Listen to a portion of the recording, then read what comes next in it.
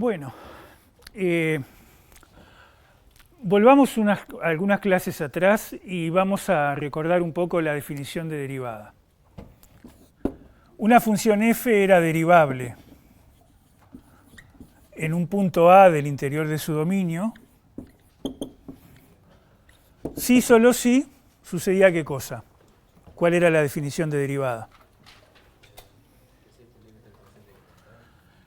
Que el límite del cociente incremental, que era f de x menos f de a sobre x menos a, el límite cuando x tiende a A, tenía que existir. Si existía el límite a ese número, se lo llamaba derivada de f en el punto A y lo llamábamos f' de a. Una de las consecuencias de esta definición era que si f es derivable en x igual a, entonces a f de x se la podía expresar como f de a más f' de a por x menos a, más un cierto término que era la diferencia entre f de x y esto que está acá, que era un polinomio de primer grado. ¿Vieron esto? Cuando vieron derivada. Si no les suena, lo podemos ver en un momento, no es demasiado difícil. Bueno, está. Pongamos pausa. Asumamos que esto no lo vieron. Comencemos con el cociente incremental, ¿sí? En el límite, esto da f' de a. Ahora imaginen que aprietan el botón de pausa, que estamos en un x que está muy cerca de a, pero que todavía no llegamos al punto A. Entonces esto va a ser f' de a más algo, donde este algo, llamémosle epsilon de x, es precisamente la diferencia entre el cociente incremental y el límite al cual tiende.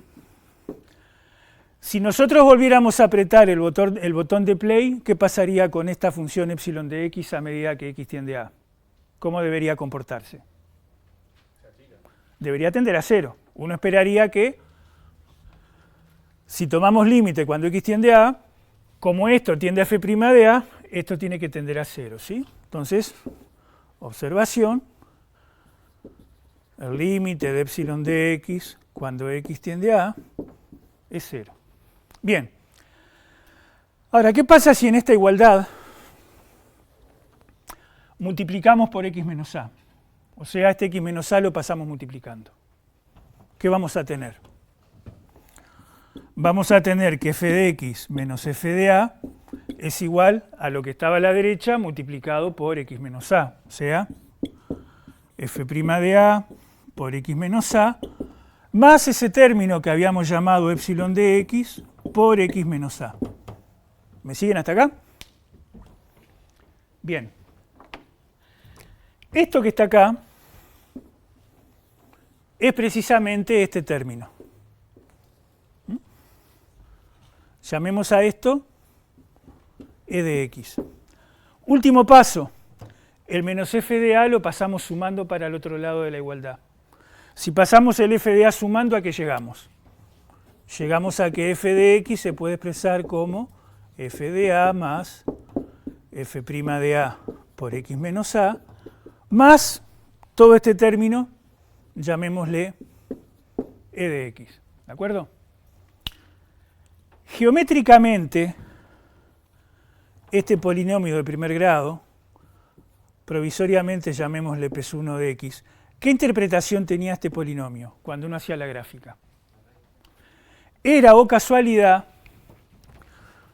la ecuación de la recta tangente al gráfico de f por el punto de coordenadas a f de a.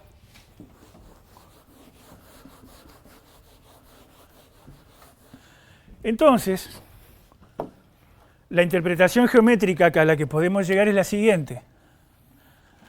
Cuando una función es derivable en un punto A del interior de su dominio, supongamos que esta es la gráfica de f y supongamos que por acá está el punto A,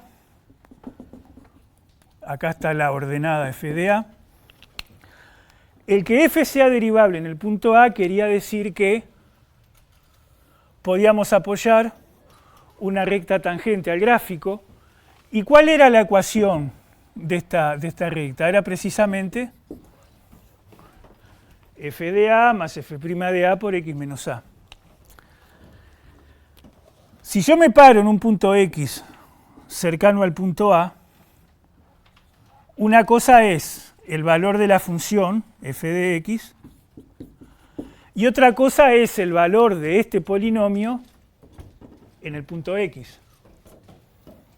Esto que está acá, esta altura sería p sub 1 de x. Esta diferencia entre f de x y p sub 1 de x es precisamente este término. Entonces, ¿qué es lo que nos dice esta igualdad?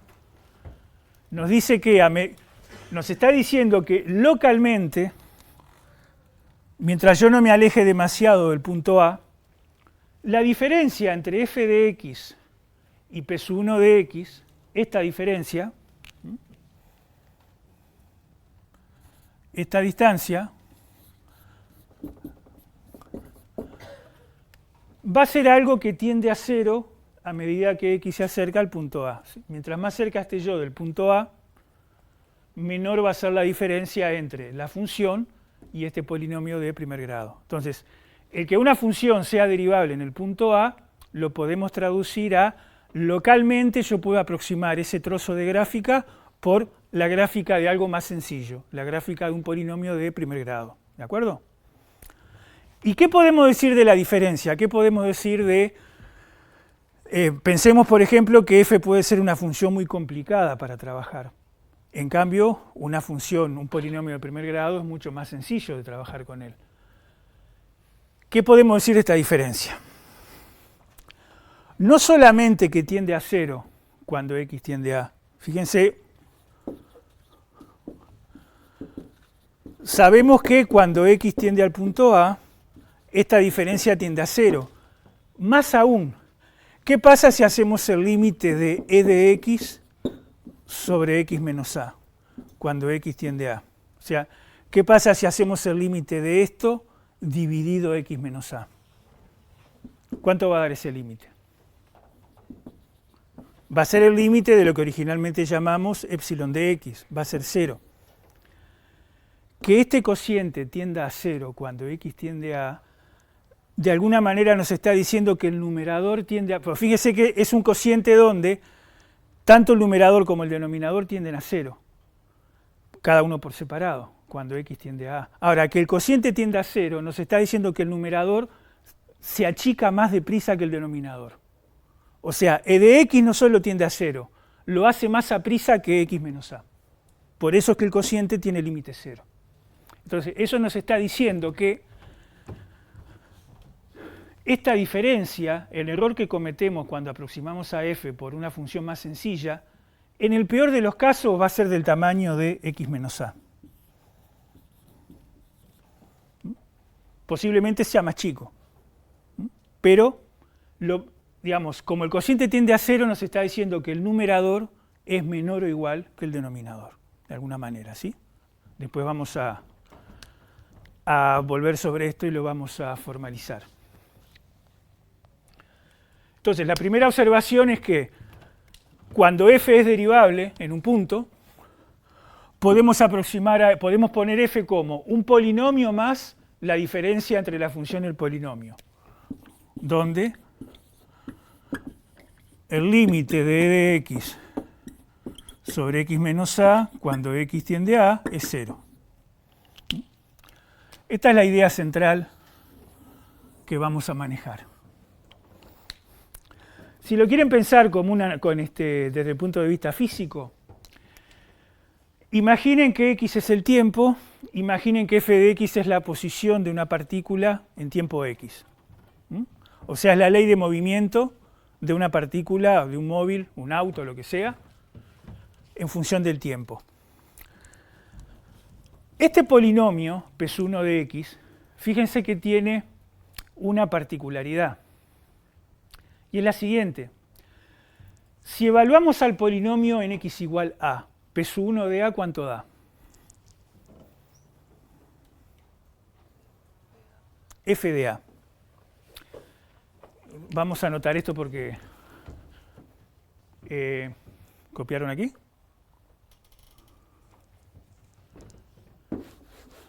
Entonces, este polinomio de primer grado, que localmente parece imitar bastante bien a la función f,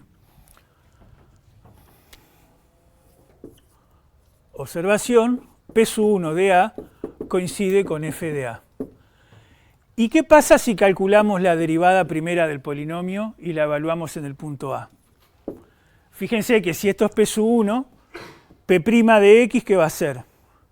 Va a ser la derivada de este término, que es 0 porque es una constante, y la derivada de una constante por x menos a es la constante f' de a. O sea, la derivada de este polinomio en un x cualquiera va a dar f' de a. De donde la derivada del polinomio evaluada en a es f' de a. Una forma de interpretar esto con un modelo físico es decir, bueno, en lugar de usar la ley de movimiento dada por f, voy a aproximarla. Fíjense que si nosotros prescindimos de este término, lo que antes era una igualdad se transforma en un aproximadamente igual. O sea, f es igual al polinomio más la diferencia entre f y el polinomio. Si nosotros sacamos esa diferencia, si prescindimos del término e de x, entonces f ya no es igual al polinomio. Va a ser más o menos igual.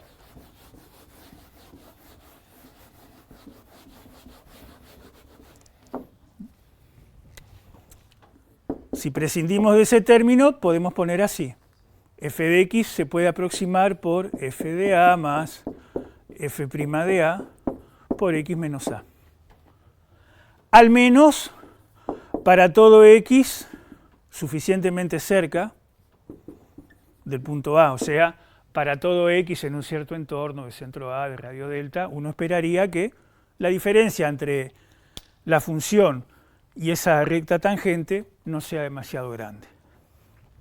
Bien, esto es tanto como decir, si f es la posición de la partícula en tiempo x, es como decir, bueno,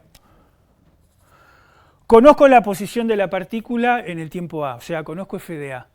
Conozco la velocidad de la partícula en el tiempo a. Conozco f' de a. Entonces, si yo quisiera sustituir esta ley de movimiento por una ley más sencilla, podría ser esta.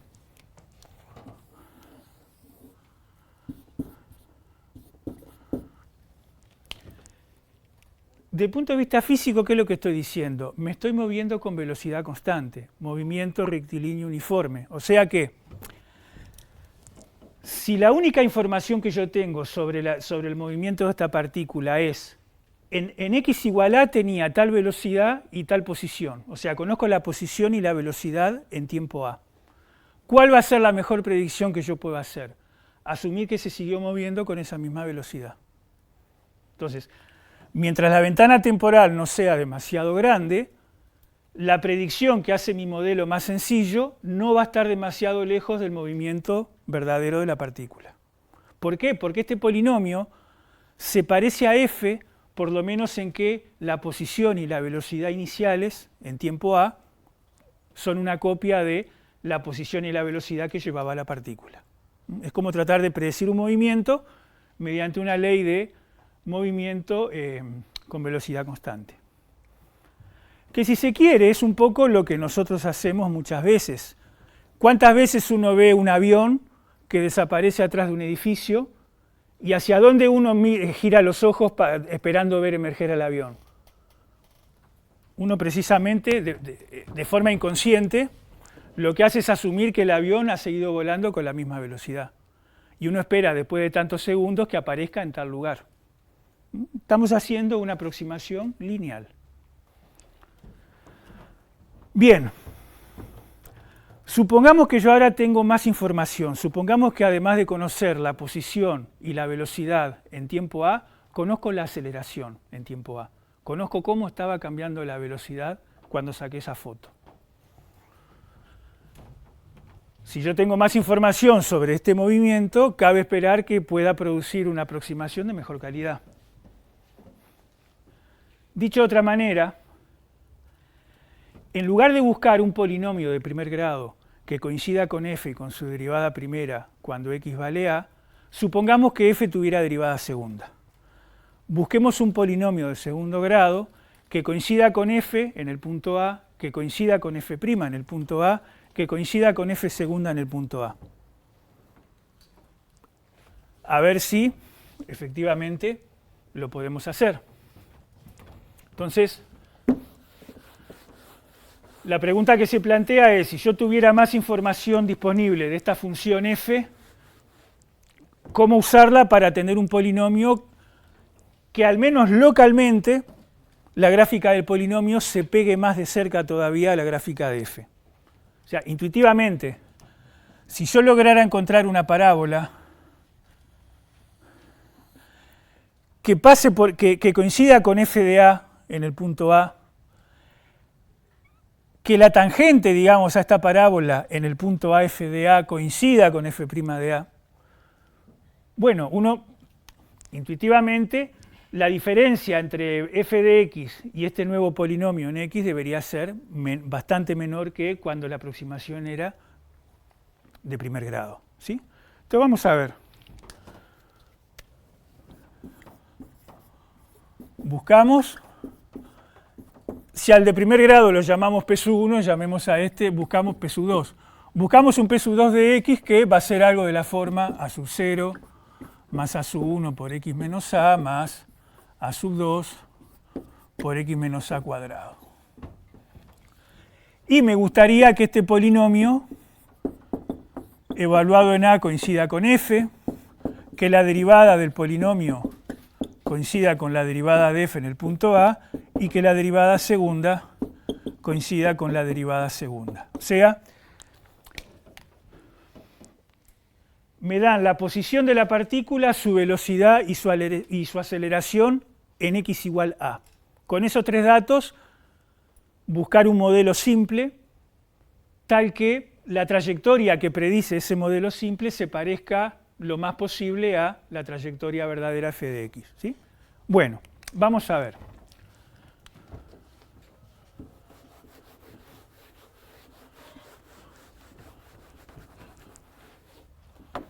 Y vamos a ir anotando lo que podemos.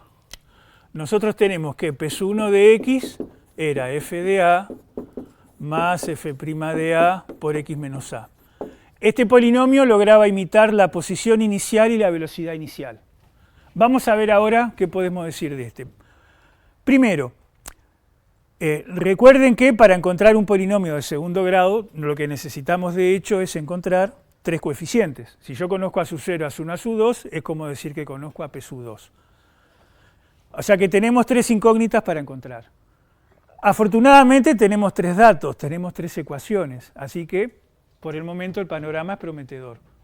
Tres ecuaciones para tres incógnitas, está todo bien. Bueno, primera pieza de información. Yo quiero que este polinomio, cuando lo evalúo en a, coincida con f. ¿Qué podemos, si evaluamos p sub 2 en el punto A? ¿Qué nos queda? Vemos que de acá el único término que no se anula es a sub 0. Entonces, llegamos a la conclusión de que a sub 0 no puede ser cualquier cosa. El término independiente de este polinomio que estamos buscando tiene que coincidir con f de a. Bien, me gustaría además que la velocidad que va a predecir esta ley de movimiento coincida con la velocidad que tenía la partícula en x igual a. O sea, me gustaría que la derivada del polinomio en a coincida con la derivada de f. Si calculamos p' de x, ¿esto qué nos va a dar? Nos va a dar derivada de una constante 0, derivada de algo por x menos a, la constante, y la derivada de esto es 2a sub 2 por x menos a, más 2a sub 2 por x menos a. Bueno, si yo quiero que esta derivada evaluada en a coincida con f' de a, fíjense que cuando evaluamos la derivada en a, este término se va. O sea que la derivada de p sub 2 en el punto A es a sub 1 y yo quiero que esto sea f' de a. Entonces, el coeficiente a sub 1 de este polinomio no puede ser cualquier cosa, tiene que ser f' de a. Y ahora me gustaría que la aceleración que predice dicho polinomio coincida con la aceleración que medimos en x igual a. Me gustaría que pasara esto. Bueno, si derivamos de nuevo este polinomio, la derivada de lo que está acá, ¿qué es? 2 a sub 2. Y yo quiero que esto coincida con f segunda de a. ¿A qué llegamos? A que a sub 2 no puede ser cualquier cosa, sino que va a tener que ser f segunda de a sobre 2. ¿Sí? Entonces, vemos que si me interesa un polinomio de segundo grado que coincida con f y sus dos primeras derivadas en el punto a, entonces ese polinomio no puede tener cualquier juego de coeficientes, sino que p sub 2 de x va a tener que ser de la forma f de a más f' de a por x menos a más f segunda de a sobre 2 por x menos a cuadrado.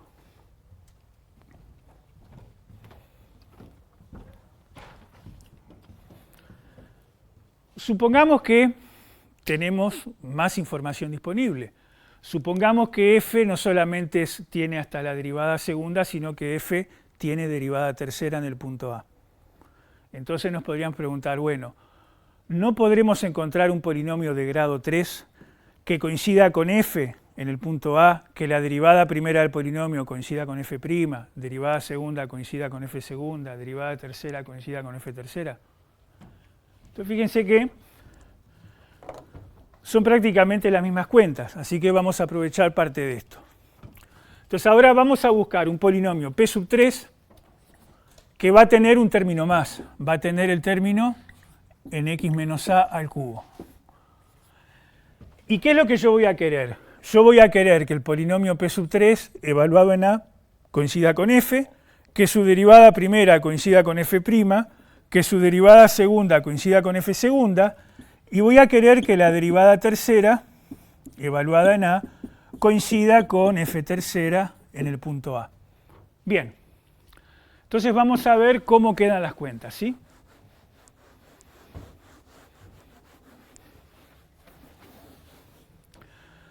Bueno, para que el polinomio este coincida con f cuando lo evaluamos en x igual a, todos estos sumandos que tienen x menos a se van a anular. Entonces la condición que sacamos de acá es que el término independiente tiene que ser f de a. Eso no ha cambiado.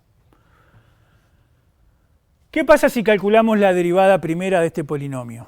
La derivada primera nos va a quedar a sub 1 más 2 a sub 2 por x menos a, y ahora se suma este 3 a sub 3 por x menos a al cuadrado. Si yo quiero que esta derivada en el punto a me dé f' de a, ¿qué información podemos sacar de ahí?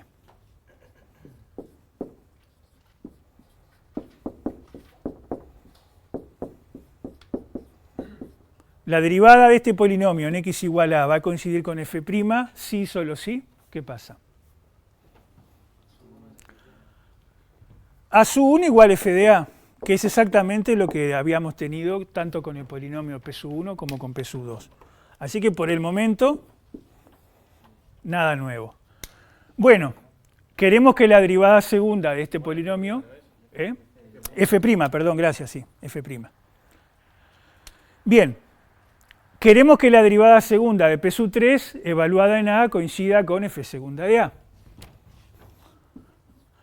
Calculemos la derivada segunda, que es lo mismo que derivar la derivada primera. Si nosotros derivamos este polinomio, ¿qué nos queda? 2a sub 2 más 2 por 3 por a sub 3 por x menos a más nada. Se terminó acá, ¿no? Esta derivada, si la evaluamos en x igual a, ¿qué nos queda? Este sumando vale 0, nos queda 2a sub 2. Si pretendemos que esto sea igual a f segunda de a, vemos que nuevamente A sub 2 tiene que ser f segunda de A dividido 2. O sea que nuevamente vemos que este coeficiente de P sub 3 tiene que ser igualito al que tenía P sub 2. Y vamos ahora a la tercera condición. Me gustaría que la derivada tercera de mi polinomio en el punto A coincida con el dato f tercera de A. Si derivamos una vez más al polinomio P sub 3, la derivada de esto, ¿qué nos va a quedar? 2 por 3 por A sub 3. Y 2 por 3 es lo mismo que 1 por 2 por 3, y eso lo podemos abreviar como factorial de 3. Entonces, factorial de 3 por A sub 3, perdón, esto sería en el punto A. No, vamos a... primero en X, factorial de 3 por A sub 3 y nada más, porque derivé esto. Esto es lo que queda la derivada tercera. Entonces, si esta derivada tercera la evaluamos en el punto A, nos queda factorial de 3 por A sub 3. Y esto va a ser igual a la derivada tercera en A, si y solo si A sub 3 es f tercera dividido factorial de 3.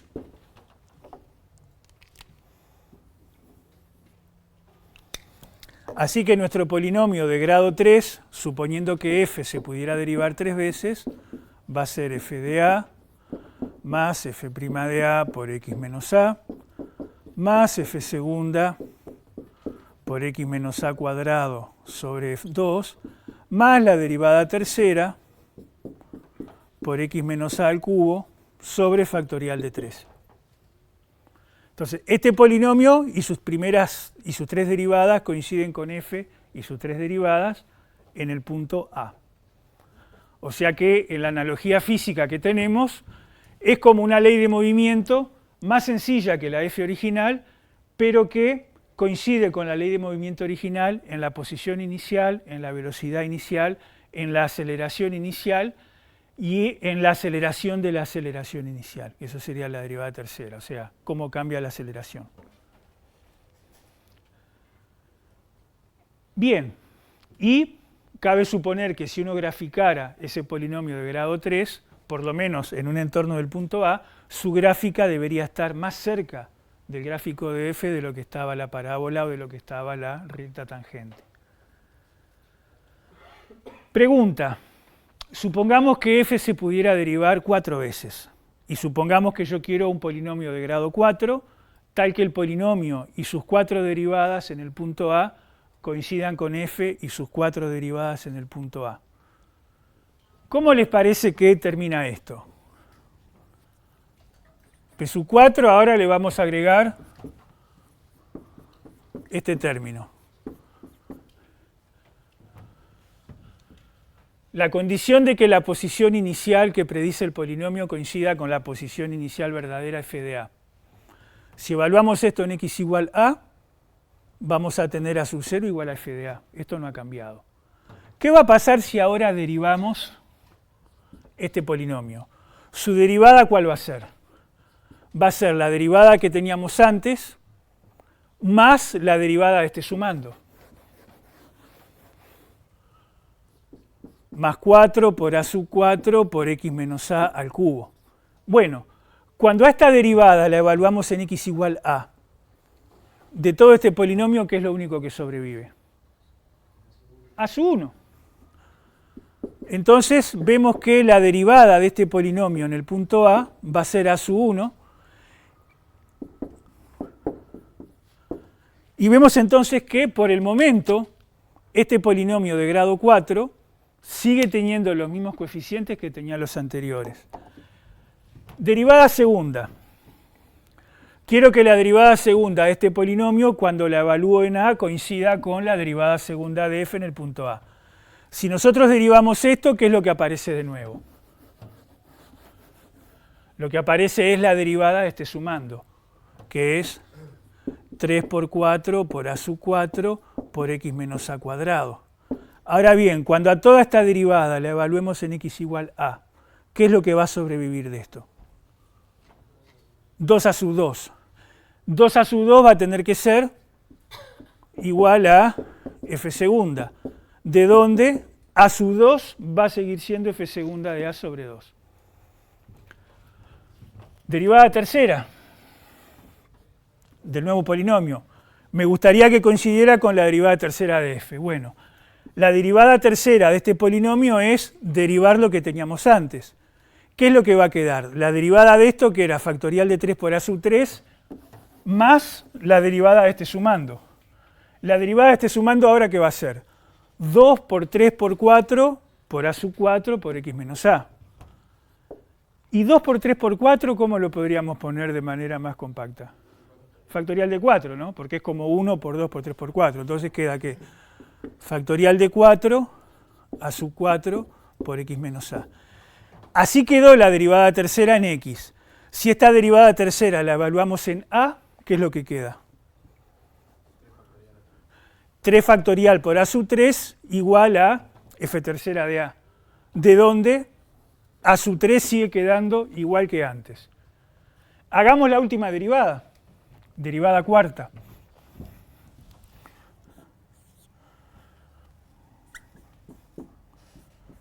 Me gustaría que esto coincidiera con la derivada cuarta de f en el punto A.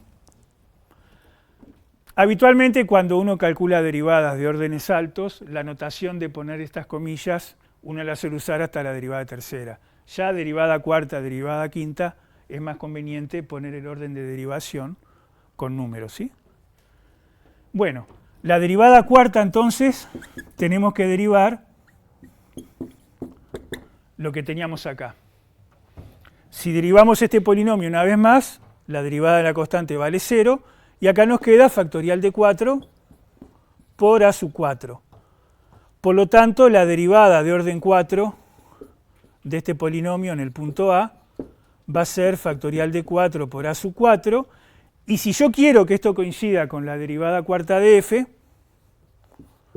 vemos que a sub 4 no puede ser cualquier número, sino que a sub 4 va a tener que ser la derivada de f de orden 4 evaluada en a sobre factorial de 4.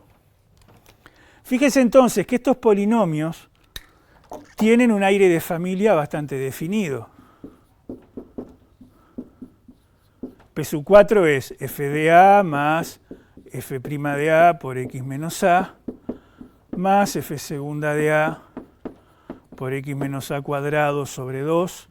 Este sobre 2 ya lo podríamos poner como factorial de 2. Factorial de 2 es 2.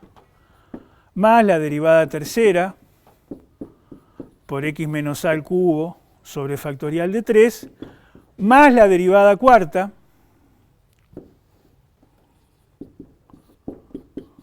evaluada en a, por x menos a la cuarta sobre factorial de 4. Entonces, ese polinomio imita a f y a sus primeras 4 derivadas en el punto A. Bien, si yo les dijera que f se puede derivar n veces en el punto A, y les preguntara cuál será el polinomio de grado n que coincide con f y sus n derivadas en el punto A, ¿qué les parece? ¿Cuál es la conjetura?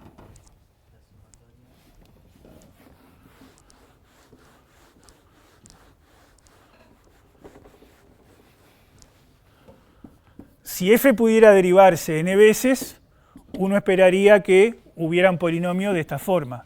F de a más f' de a por x menos a más f segunda por x menos a cuadrado sobre factorial de 2 más... ¿Cuál debería ser el término en x menos a la n? ¿Qué coeficiente debería tener? La derivada enésima de f evaluada en a por x menos a la n dividido n factorial. Este polinomio y sus primeras n derivadas siempre en el punto A debería coincidir con f y sus primeras n derivadas en el punto A. De hecho, se puede probar, ¿sí? Fíjense que si evalúan el polinomio en x igual a, todo esto se va y llegan a que P sub n de a coincide con f de a. Si calculan la derivada de este polinomio, si derivan esto, les va a quedar f' de a solo, como término independiente, y todos los otros sumando les van a quedar multiplicados por potencias de x menos a. Entonces, cuando evalúen en el punto A, solo les va a sobrevivir f', o sea, p' de a igual f' de a. Y si van derivando sucesivamente, van a llegar a que el polinomio p sub n se porta igual que los predecesores, ¿sí? Bien. Una manera, digamos, para no tener que estar escribiendo tanto, podemos hacer lo siguiente.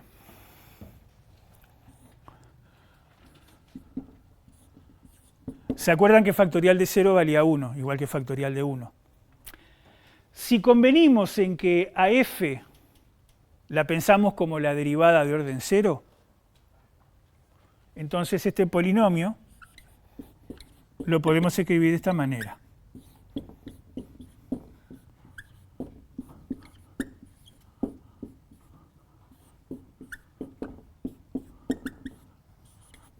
Sumatoria desde k igual 0 hasta n de derivada de orden k evaluada en a por x menos a a la k sobre factorial de k, ¿sí? Asumiendo que la derivada de orden 0 es la propia f, ¿de acuerdo?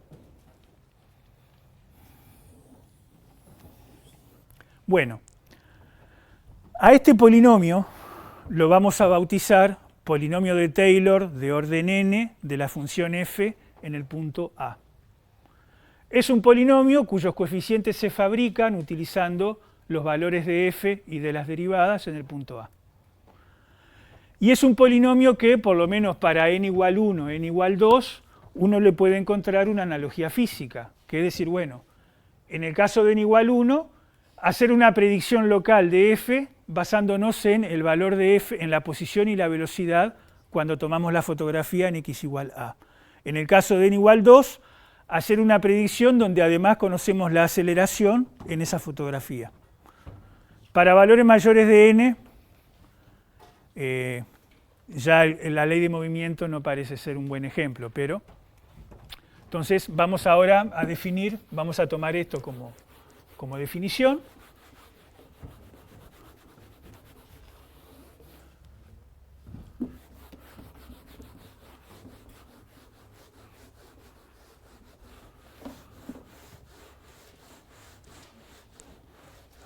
¿Preguntas hasta acá?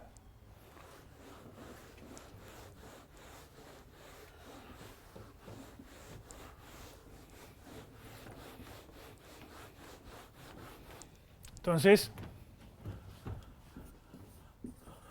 definición, sea f una función. Fíjense que para poder hacer estas cuentas necesitamos que f se pueda derivar n veces en el punto A. Entonces, sea f derivable hasta el orden n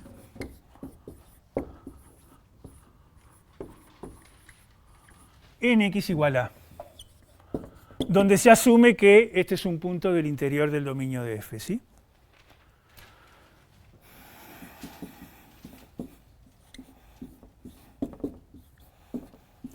Entonces vamos a definir lo que llamaremos polinomio de Taylor de la función f en el punto A como precisamente el polinomio cuyos coeficientes se fabrican de la manera que hemos visto.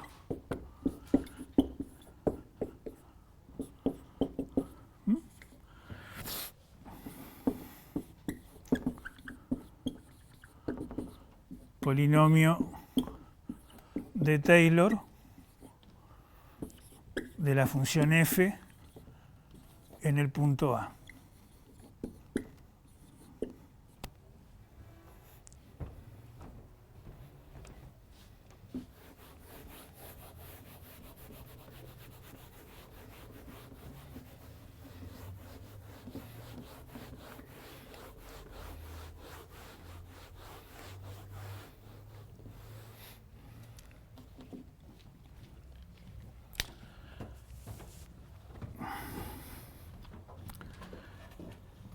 Digamos, la idea de fondo, uno de los motivos por los cuales los polinomios de Taylor son tan exitosos, es que muchas veces, suponiendo que tengamos el modelo exacto f de x, puede ser muy difícil de trabajar con f de x.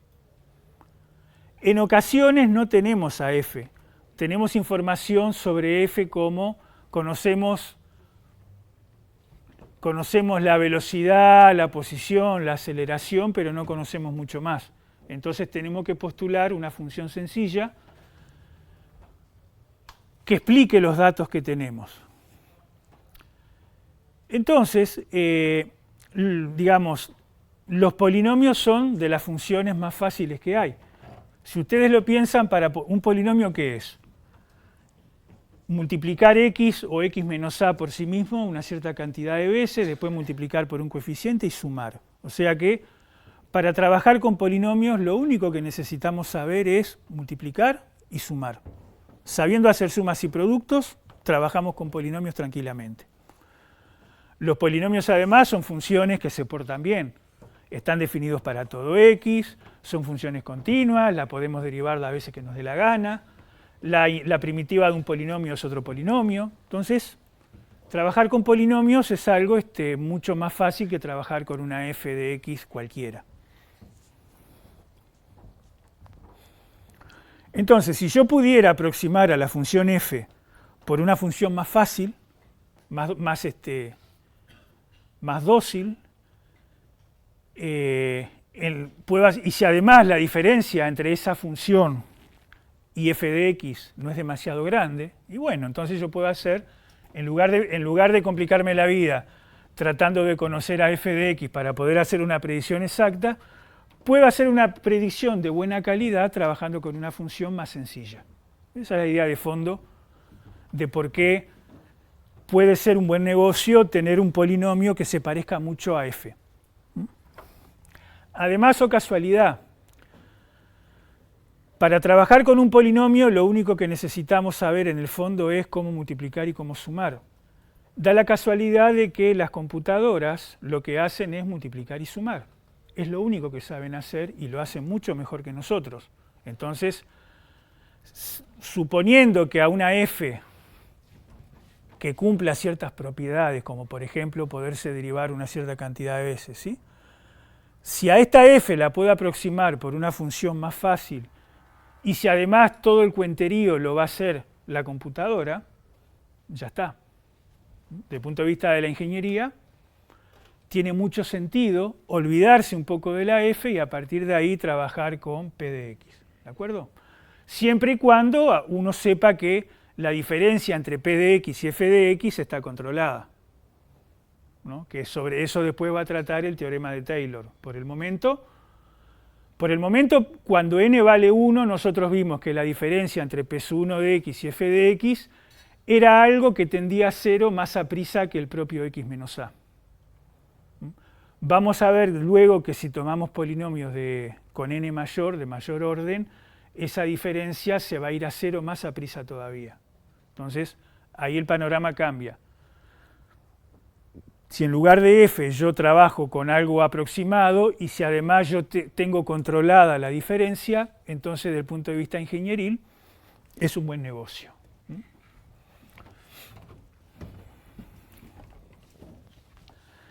Esta manera de pensar exige que contestemos algunas preguntas. Por ejemplo, imaginen que yo tengo una cierta f de x, una cierta g de x. Imaginen que tengo un polinomio que imita muy bien a f cuando estamos cerca de a. Tengo otro polinomio que imita muy bien a g cuando estamos cerca de a. Pero yo no voy a trabajar con f o con g. Voy a trabajar, por ejemplo, con f más g. Entonces, yo tengo un polinomio que es un imitador muy bueno de f. Tengo otro polinomio que es un imitador muy bueno de g. Pero yo no quiero imitar a f o a g por separado, quiero imitar a f más g. Entonces, estos dos polinomios, cada uno de ellos se pega muy bien a la gráfica que le toca. ¿Podré con ello fabricar un polinomio que se pegue bien a la gráfica de f más g? Utilizando los que ya tengo. La buena noticia es que sí. Por lo siguiente,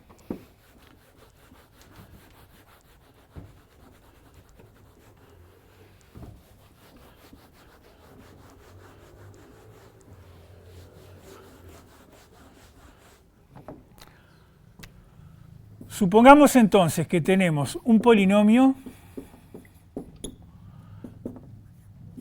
Después daremos un significado más preciso a qué significa aproximadamente igual. Pero por el momento hagamos acto de fe en que este polinomio se parece mucho a f, al menos para todo x en un entorno de centro A y de un cierto radio delta. Supongamos que tenemos otro polinomio que se parece mucho a la función g, por lo menos cuando x está cerca del punto A.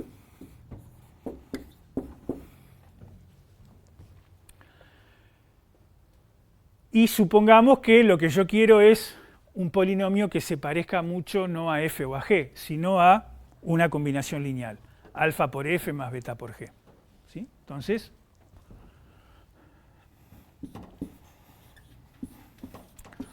con la notación que estamos manejando, me gustaría encontrar un polinomio que se parezca mucho a la función alfa por f de x más beta por g de x, donde alfa y beta son dos constantes cualesquiera, ¿sí? Al menos que esto suceda para todo x suficientemente cercano al punto A.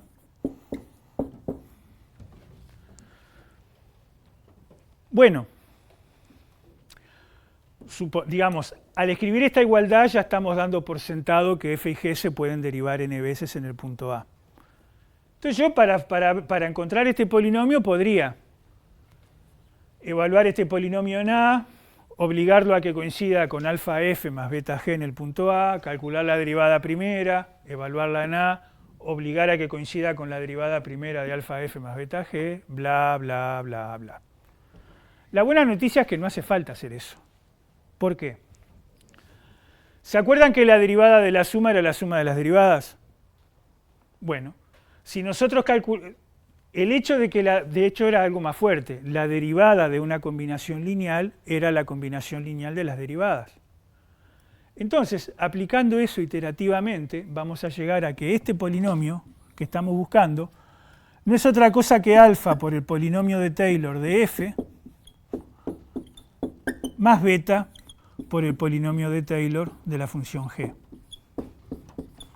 Dicho de otra manera, hablando pronto y mal, el Taylor de una suma es la suma de los Taylors. O el Taylor de una combinación lineal es la combinación lineal de los Taylor. ¿Qué quiere decir eso? Que si yo conozco los polinomios de Taylor de las funciones habituales con las que fabricamos funciones más difíciles, voy a poder fabricar polinomios de Taylor de funciones más complicadas. Fíjense, cuando vimos derivadas, las tablas de derivadas traen las derivadas de ¿quién? Exponencial, logaritmo, x a la alfa, seno, coseno. ¿Por qué? Porque la mayoría de las funciones se pueden desarmar como suma, producto, cociente, composición de esas funciones básicas. Entonces, si yo sé derivar esas funciones básicas, puedo derivar prácticamente cualquier cosa. Entonces, si yo soy capaz de encontrar los polinomios de Taylor de a la x, seno, coseno, logaritmo, voy a poder encontrar los polinomios de Taylor de cualquier función que yo pueda construir, sumando, multiplicando, haciendo composición, etcétera, etcétera, de esas funciones básicas, ¿sí? Todavía falta probar esa sospecha de que la diferencia entre polinomio y función es algo que se va a cero muy deprisa. Eso lo vamos a ver cuando veamos el teorema de Taylor, seguramente en la clase que viene. Por el momento, vamos a ver si podemos hallar los polinomios de Taylor de las funciones básicas que uno suele utilizar más a menudo. Por ejemplo, el polinomio de Taylor de la exponencial, del seno, del coseno, del logaritmo, ¿sí? De paso ya vamos practicando un poco con las cuentas. Antes de seguir, hay un caso particular que es muy importante, y es cuando el punto A, en el cual centramos la construcción, recuerden que los coeficientes de este polinomio se fabrican con f y sus derivadas evaluadas en A.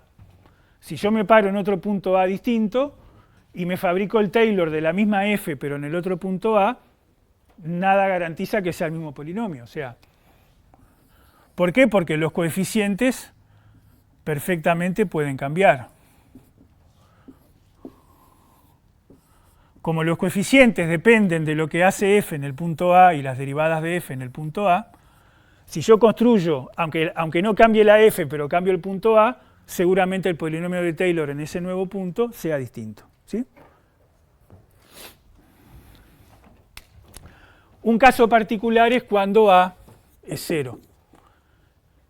¿Cómo queda el polinomio de Taylor de una función, asumiendo que se puede derivar n veces, en el punto 0? Aquella igualdad que nos dice, va a quedar f de 0 más f' de 0 por x más f segunda de 0 por x al cuadrado sobre factorial de 2 más derivada enésima en 0 por x a la n sobre factorial de n. Este caso particular se llaman polinomios de Maclaurin y tienen una escritura que es un poco más sencilla que en el caso general. Esto va a quedar la sumatoria de la derivada de orden k en 0 sobre factorial de k por x a la k.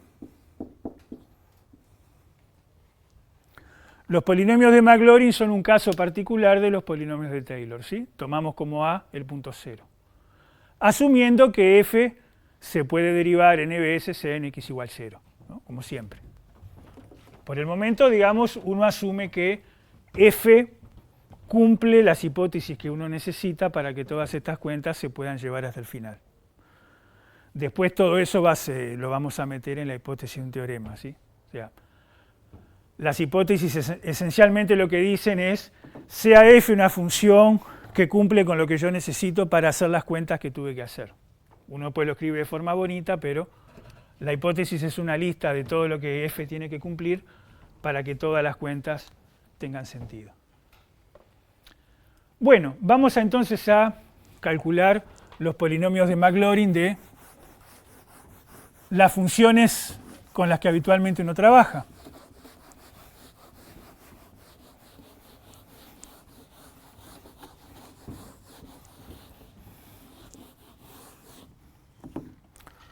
Tomemos, por ejemplo,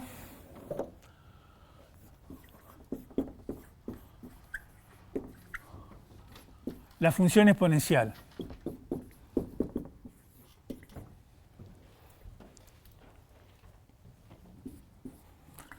La función exponencial se puede derivar todas las veces que uno quiera. Y las derivadas dan siempre e a la x.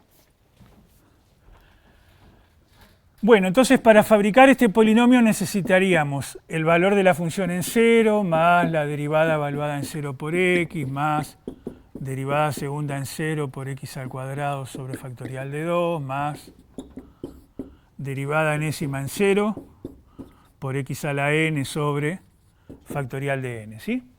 En el caso concreto en que f de x es e a la x, f' de x, ¿quién es? E a la x. F' evaluada en 0, f de 0 ya era e a la 0 que vale 1. F' de 0 vuelve a ser e a la 0. Derivada segunda de e a la x, la evaluamos en 0, e a la 0. Vuelve a dar 1. Entonces, ¿cómo van quedando? Como f de 0 es igual a f' de 0, es igual a f segunda de 0, como todas las derivadas siempre dan e a la x y todas ellas evaluadas en 0 dan 1, vemos entonces que este polinomio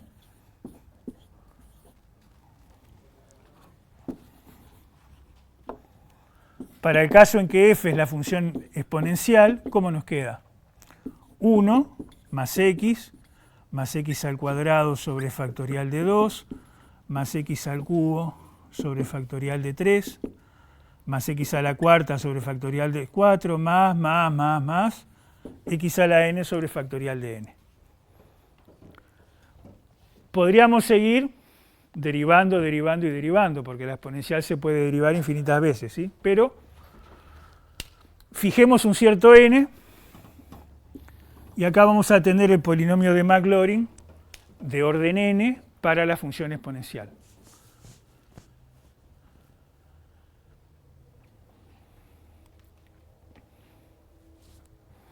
Bien. ¿Preguntas hasta acá? Estamos, digamos que, ejercitando la definición básica de polinomio de Maclaurin en este caso. Bueno, ¿qué otra función básica es la que uno suele utilizar? Por ejemplo, las trigonométricas, seno, coseno. El seno y el coseno, al igual que la función exponencial, son funciones que uno puede derivar todas las veces que quiera. Así que no deberíamos tener problemas en hallar el polinomio de Maclaurin de la función seno para un n cualquiera. Fíjense algo interesante. E a la x es una función que es siempre, ¿qué signo tiene? E a la x es siempre mayor que 0 para todo x.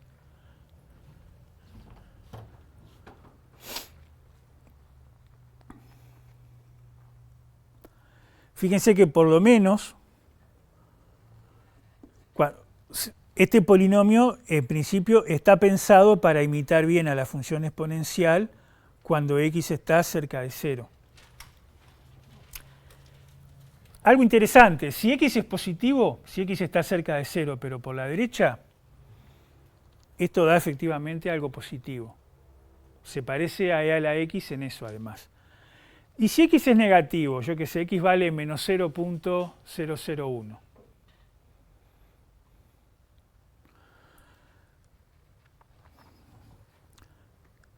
Este menos 0.001 le va a quitar algo al 1. Este 1 va a pasar a ser 0.999 algo. Pero después va a venir un sumando positivo que es más pequeño que lo que terminamos de sacar. Después viene un sumando negativo que es más pequeño que lo que acabamos de sumar. Después va a venir un aporte en x a la cuarta positivo, pero más pequeño que el último que descontamos. Se puede probar que todo esto va a terminar siendo positivo igual.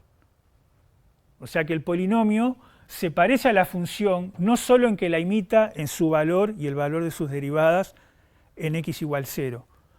También la imita en aspectos que al principio uno no se los hubiera esperado. Bueno, vamos a ver con la función seno. ¿Cómo sería el polinomio de Maclaurin de la función seno?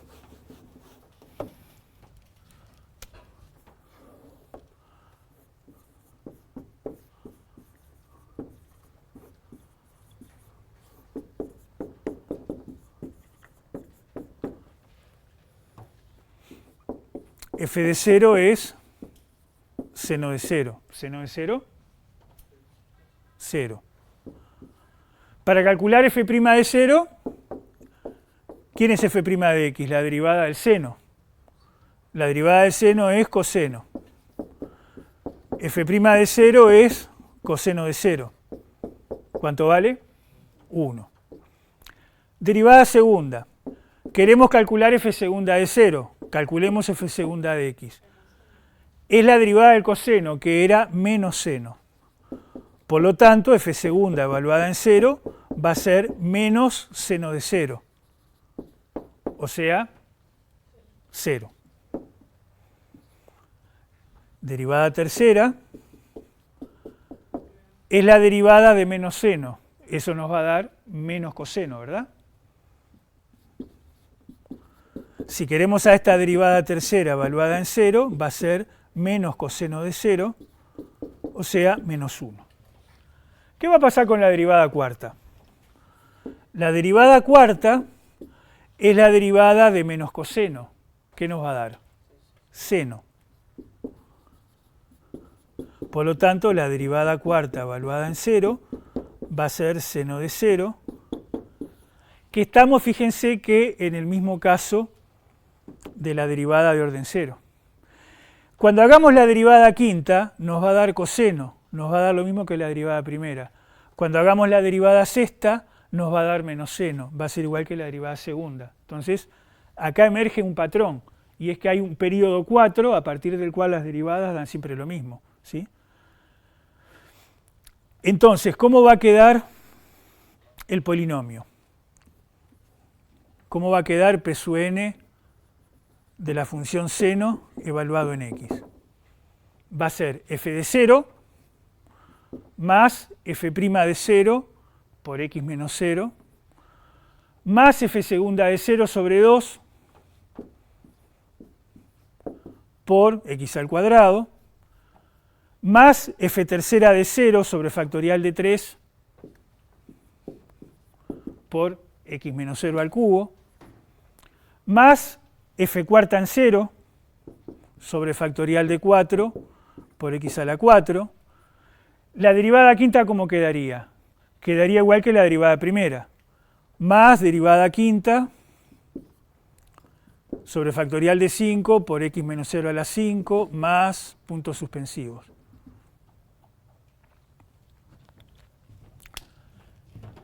Bueno, vamos a ver después cómo quedaría el último término, ¿sí? Más, por el momento pongamos derivada enésima en 0 por x a la n sobre factorial de n, donde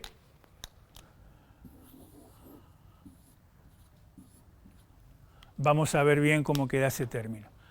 ¿Qué es lo que uno nota? Las derivadas de orden par, todas ellas cuando las evaluamos en 0 valen 0. ¿Por qué? Porque son o seno o menos seno. En ese polinomio solamente tenemos sumandos de potencia impar. Tenemos x a la 1, x a la 3, x a la 5, x a la 7, x a la 9, donde además los signos van alternando. O sea, este polinomio, el Maclaurin de orden n de la función 0, una vez que uno elimina todos los sumandos que son 0, nos va a quedar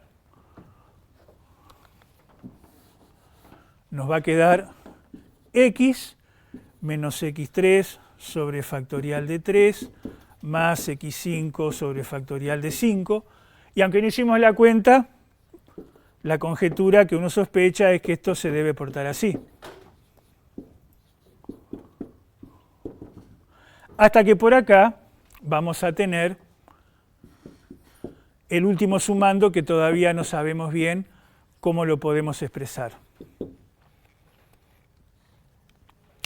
Si este polinomio tiene solamente monomios con potencias impares, ¿qué pasa cuando yo calculo p de x y p de menos x?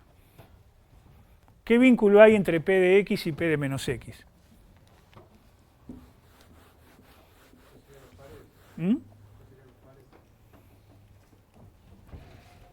Vamos a...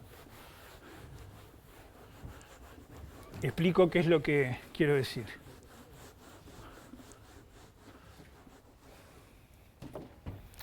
Un ejemplo más fácil. Supongamos que acá tengo p de x que es, yo qué sé, x menos x3. ¿Sí? Una cosa así. P de menos x es menos x menos x al cubo. Menos x al cubo es menos x, con el menos queda más.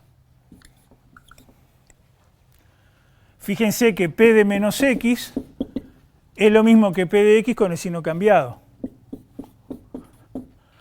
¿Cómo llamábamos a una función donde f de x y f de menos x diferían en el signo? Función impar.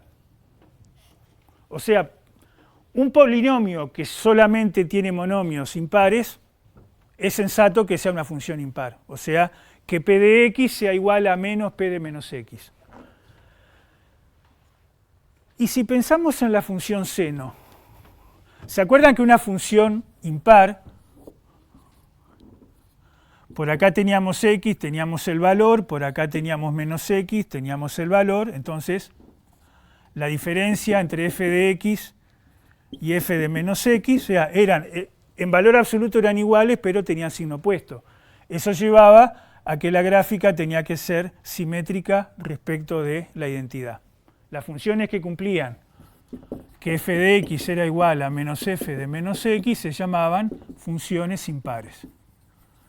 ¿Por qué se llamaban funciones impares? Bueno, porque x a la 1, x al cubo, x al 5, etcétera, etcétera, son los ejemplos clásicos de funciones impares. De ahí viene el nombre. La función seno es una función impar. ¿Se acuerdan de la gráfica de la función seno? ¿Se acuerdan que seno de x y seno de menos x tenían signos opuestos? Fíjense que acá tenemos otro parecido más del polinomio con la función a la cual se supone que imita. El imitador de una función impar, la función seno, es un polinomio impar. Es una función impar también. Lo cual es algo bastante bueno, porque mientras en más características se parezca el imitador al objeto que está imitando, mejor va a ser, más desapercibida va a pasar esa imitación, ¿de acuerdo? Bueno, pero falta ver cómo termina este último sumando. ¿Cómo podemos capturar este patrón de que solo hay exponentes impares? Si quieren pongan esto así, como x a la 1 sobre factorial de 1. ¿Cómo podemos capturar este patrón? ¿Qué debería haber acá?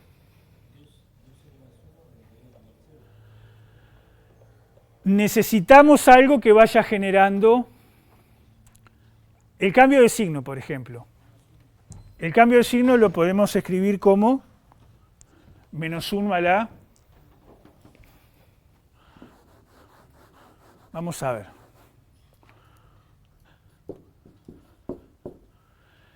Necesitamos algo que dé positivo cuando n vale 1, 5, 9, etcétera, etcétera, y que dé negativo cuando n vale 3, 7, 11, etcétera.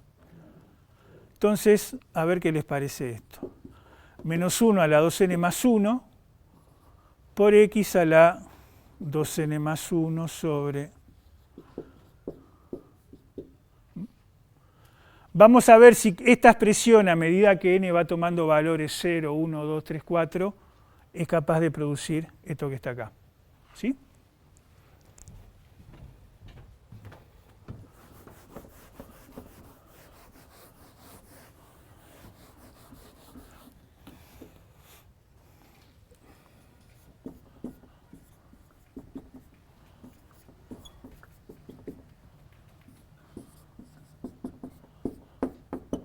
Vamos a ver entonces si en esta maquinita, cuando ponemos n igual 0, n igual 1, n igual 2, podemos ir sacando esos valores. Si acá ponemos n igual 0,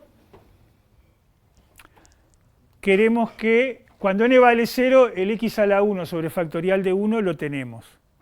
Pero nos queda menos 1 a la 1. Y eso sería menos 1. No es lo que queremos. Entonces, ¿cómo podemos hacer ahí? Tendríamos que cambiar este exponente, ¿no? Si n vale 0, el x a la 1 sobre factorial de 1 lo logro, pero no es el signo que yo quiero. Tendría que multiplicar por menos 1.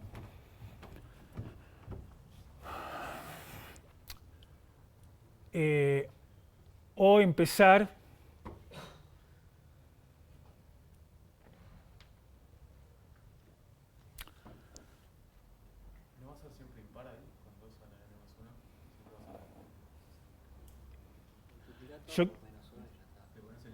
Yo quiero que sea impar. Quiero que las potencias de x sean impares. Quiero algo que me vaya generando la sucesión de impares. Entonces, dejando por un momento de lado el signo para ajustarlo más tarde, por lo menos esta parte, cuando n vale 0, nos queda x a la 1 sobre factorial de 1. Cuando n vale 1, ¿qué nos queda?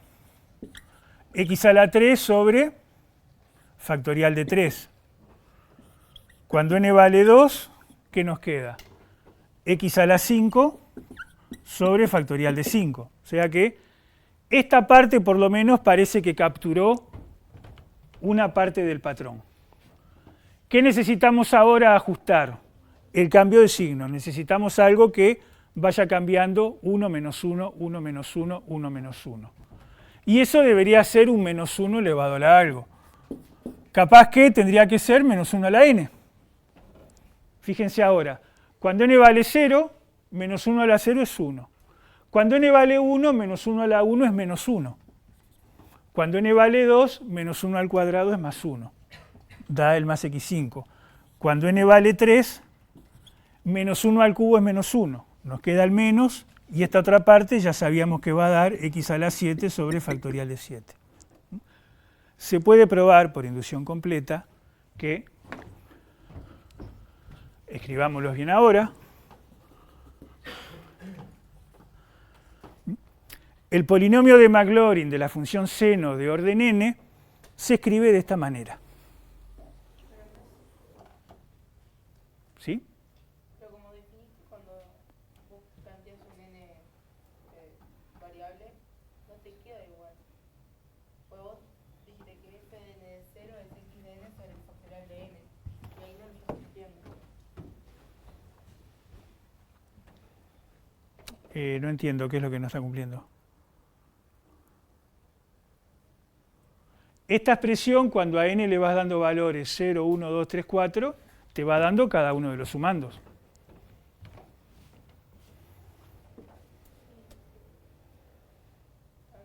O sea, lo que yo busco es poner de manera... cómo escribir un sumando genérico de los que forman este polinomio. ¿Qué es lo que vemos? Hay un cierto patrón. ¿Cómo podemos sintetizar ese patrón? Esto que está acá, cuando vos le vas dando a n los valores 0, 1, 2, 3, 4, te va produciendo cada uno de los sumandos observados. Por eso digo que el término genérico, o sea, dicho de otra manera, a ver si así se entiende mejor. Yo lo que digo que el polinomio de Maclaurin de la función seno, si lo fuéramos a escribir en forma de sumatoria, lo podríamos escribir así.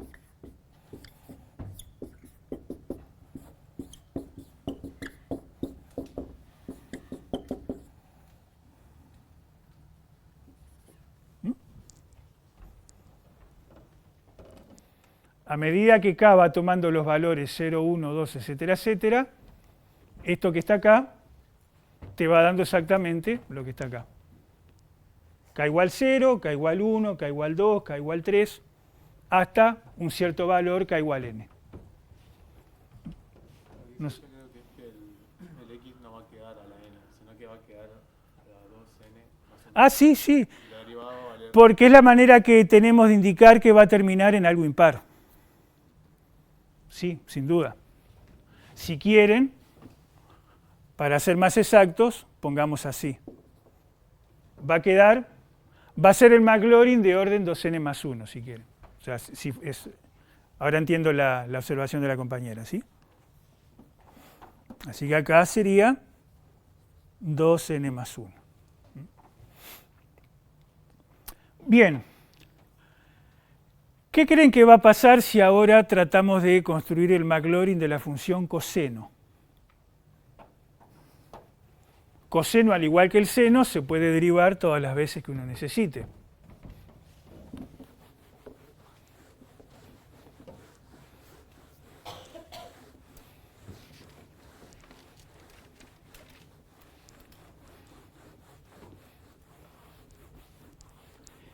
Y el coseno, cuando lo derivamos, tiene un patrón muy parecido al del seno. La derivada de coseno es menos seno, la derivada de menos seno es menos coseno, la derivada de menos coseno da seno y vuelta a empezar. O sea, cabe esperar que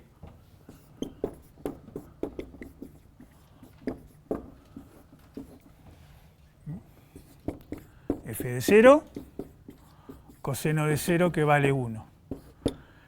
F' de x es la derivada del coseno, que es menos seno, de donde f' de 0 va a ser menos seno de 0, va a ser 0.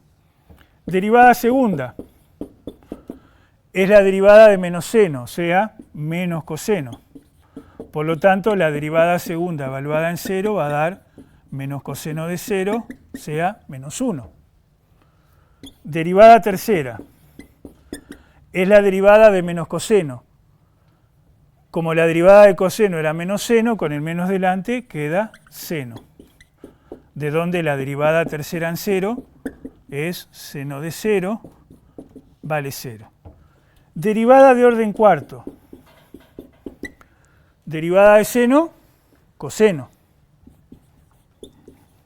Derivada de orden 4 evaluada en 0, coseno de 0 igual a 1. ¿Qué va a pasar con la derivada quinta? Va a ser lo mismo que pasaba con la derivada de orden 0. Entonces fíjense que acá aparece también un patrón, que cada 4 volvemos a tener los mismos valores. Solo que ahora, cuando vayamos a construir el polinomio, ¿cuáles van a ser los sumandos que sobrevivan? Los sumandos que no van a estar multiplicados por 0. Los pares. Lo cual tiene sentido, porque la función coseno era una función par. Coseno de x era igual a coseno de menos x. Entonces, el polinomio que imita a la función coseno en un entorno de x igual 0 se parece no solamente a que coincide con el coseno y las derivadas en 0, se parece al coseno en que también es un polinomio par. O sea, p de x y p de menos x van a dar lo mismo.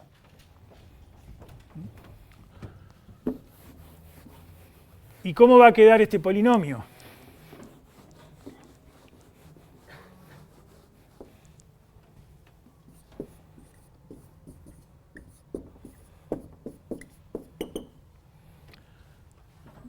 Va a quedar f de 0 más f' de 0 por x más f segunda, que ahora vale menos 1, por x2 sobre factorial de 2, más la derivada tercera, por x al cubo sobre factorial de 3. Después va a venir la derivada cuarta, que valía 1. Después va a venir la derivada quinta, que va a valer 0. Y después va a venir la derivada sexta, que va a valer ¿cuánto? Menos 1. Es siempre el mismo patrón.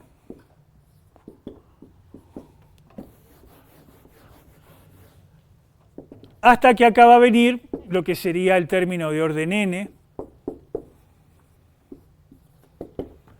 Y este polinomio, si fuéramos a escribir solamente los sumandos que no son 0, ¿qué nos quedaría?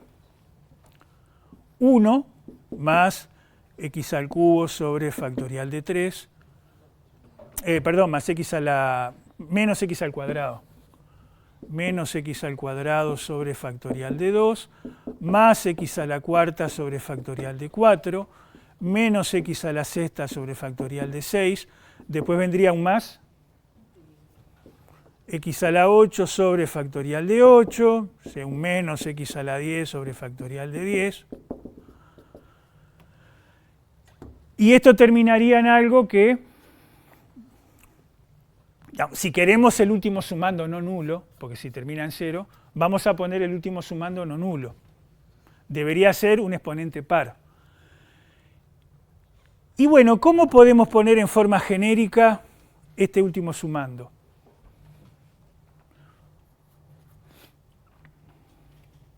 Fíjense que ahora solamente vamos a tener potencias pares. Entonces,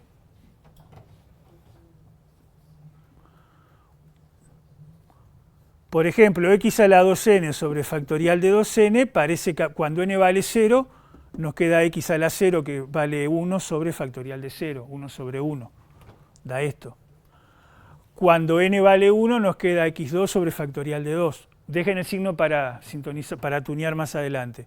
Cuando x vale 3, nos queda x a la 6 sobre factorial de 6. O sea, esto parece capturar, excepto el signo, parece capturar este patrón. ¿Y cómo hacemos ahora con el signo? Que sea más, menos, más, menos, más, menos. Menos 1 elevado a la ¿qué? Necesitamos algo que cuando n vale 0 nos quede positivo, cuando n vale 1 nos quede negativo, o sea, podría ser un menos 1 a la n, ¿no? Fíjense, si n vale 0, menos 1 a la 0 vale 1, y esta parte ya estaba. Cuando n vale 1 nos queda menos 1. Cuando n vale 2, nos queda más 1. O sea, esto sería, digamos, 0, 1, 2, Cuando n vale 3, menos 1 al cubo es negativo. Cuando n vale 4. Y bueno, para que la notación quede consistente, esto entonces sería el polinomio de Maclaurin de orden 2n. ¿De acuerdo? Entonces, el polinomio de la función coseno va a ser un polinomio que está formado únicamente por monomios de potencia par.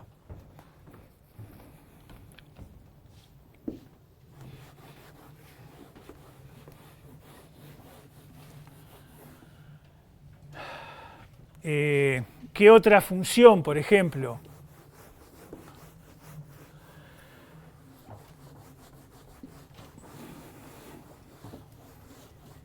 ¿Se va entendiendo hasta acá? Naturalmente que los polinomios de Maclaurin de las funciones más famosas ya están todos en tablas.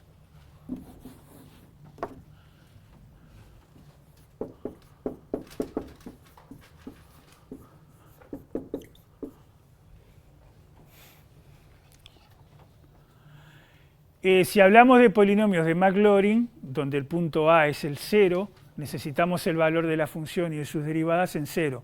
Como el logaritmo tiene problemas en 0, tomemos logaritmo de 1 más x, ¿de acuerdo? Bien.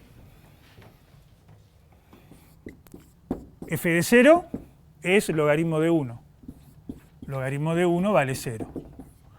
Para calcular f' de 0, derivada del logaritmo de 1 más x, ¿cuánto es? 1 sobre 1 más x. Por lo tanto, la derivada primera evaluada en 0 queda 1. Derivada segunda. 1 sobre 1 más x es como poner 1 más x a la menos 1. La derivada de 1 más x a la menos 1, menos 1 por 1 más x a la menos 2. O sea, menos 1 sobre 1 más x al cuadrado. Derivada segunda evaluada en 0, menos 1. Derivada tercera. Olviden por un momento el menos 1. Es la derivada de 1 más x a la menos 2. Eso es menos 2 por 1 más x a la menos 3. Con el menos delante, más 2.